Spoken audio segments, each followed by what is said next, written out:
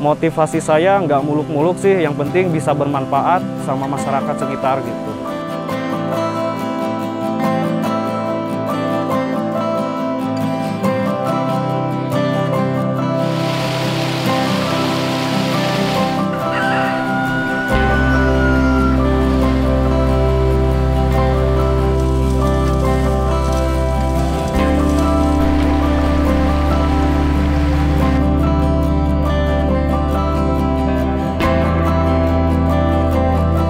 Assalamualaikum, perkenalkan nama saya Rifki Abdurrauf, asal Kampung Ciseda, Desa Sukaasih, Singapana, Kabupaten Tasikmalaya gitu.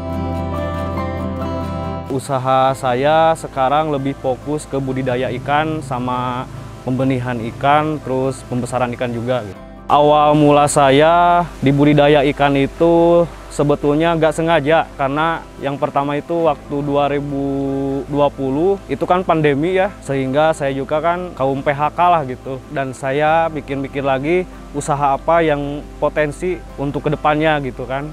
Dan saya lihat rekan saya di ikan, ternyata ikan itu potensi karena bahan pokok lah untuk masyarakat sekitar gitu. Untuk proses belajar itu sampai sekarang juga masih tetap belajar gitu kan, karena yang namanya ilmu nggak ada habisnya gitu. Referensi untuk belajar dari YouTube gitu kan, saya juga otodidak, nggak ada gurunya juga gitu, sambil belajar terus sambil disiasati juga di kolam gitu. Cuman memperbaiki kegagalan yang kemarin gitu.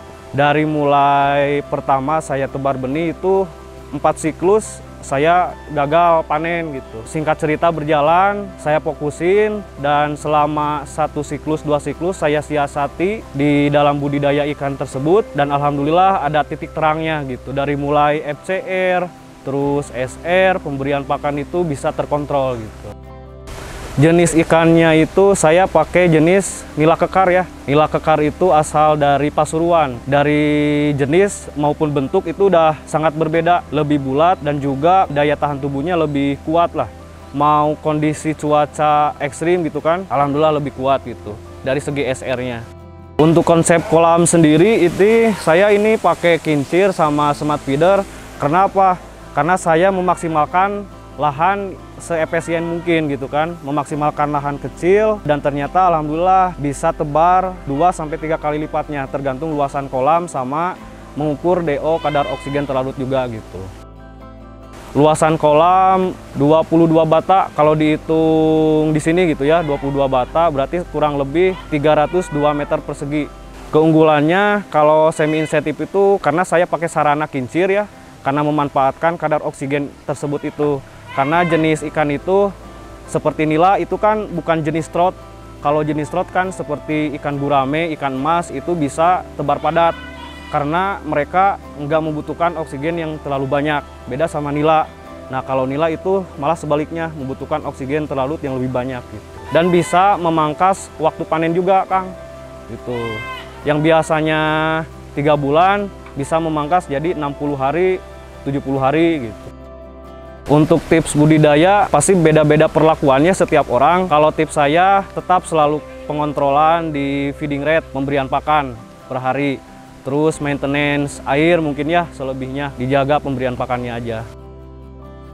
Di ikan kendalanya mungkin ada beberapa faktor ya, mau itu hama atau orang jahil gitu kan. Pernah sampai waktu itu saya kejadiannya itu tebar benih di kolam itu untuk pembesaran ikan. Nah umur ikan 1 bulan itu udah ada yang bukain pembuangan air waktu umur ikan 1 bulan, dan akhirnya airnya surut, ikannya pun limpas setengahnya gitu, sampai segitunya. Justru itu bisa merugikan saya gitu, tapi nggak apa-apa gitu. Masih tetap semangat aja. Dan waktu itu saya terkendala di modal ya untuk pembesaran ikan. Modal cuma 2 juta. Udah termasuk beli larva sama pakannya juga gitu. Tiap kolam saya sewa karena saya nggak punya lahan gitu. Dan alhamdulillah modal 2 juta itu ternyata masih gagal. Nah habis itu cari tahu, menggali relasi gitu kan, cari ilmu juga gitu kan, sharing-sharing sana sini, dan ternyata alhamdulillah ada titik terangnya gitu kan. Akhir tahun 2020 saya ketemu dengan Eviseri, karena adanya Eviseri dan alhamdulillah sangat membantu untuk saya gitu pribadi sama rekan-rekan juga gitu. khususnya di pelayanan pakan sama equipment yang lain juga gitu. Pelayanan itu bisa seperti kabayan ngambil pakan dulu terus nanti dibayar ketika panen gitu.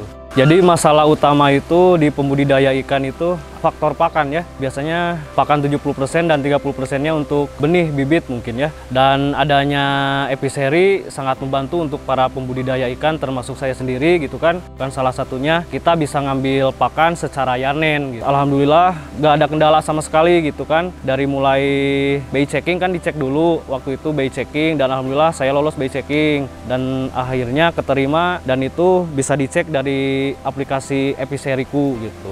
Dan akhirnya saya masuk ke Kabayan Episeri gitu dan di sana saya bisa terbantu dengan adanya pelayanan pakan yarnen gitu dari Episeri. Saya tinggal order dari handphone gitu kan, bisa ada pemilihan pakan juga di sana. Terus nanti juga order pakan dari handphone nanti bisa dianterin gitu kan ke kolam gitu. Sebagai pembudidaya ikan, saya juga nggak terlalu pusing ke depannya karena ada pelayanan pakan di Episeri gitu. Dengan adanya Episeri, program Kabayan itu sangat membantu para pembudidaya ikan. Jadi alhamdulillahnya dengan adanya Kabayan bisa terbantu dan akhirnya saya bisa sewa lahan lagi gitu kan dengan adanya pelayanan pakan yarnen di Episeri gitu.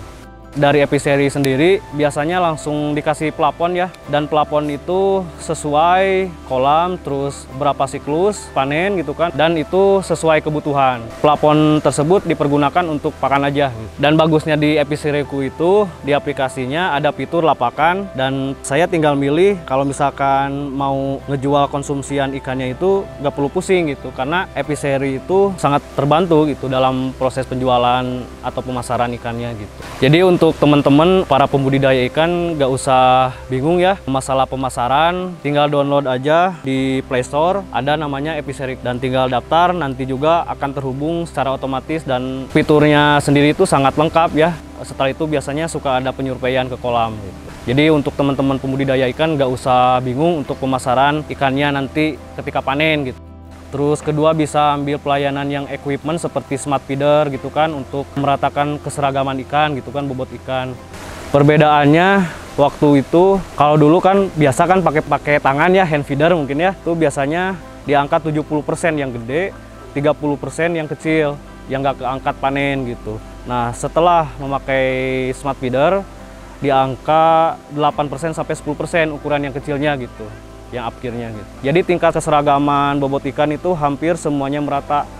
Nah, terus perbedaannya biasanya kan kita ngasih pakan ya pakai tangan, biasanya yang duluan makan yang paling besar gitu, sehingga yang paling belakang stunting ukuran bobotnya gitu. Nah, kalau Episeri sendiri itu lontarannya kan itu maksimal sampai 15 meter, terus lontarannya juga itu seperti curah hujan, jadi pemberian pakan itu bisa merata.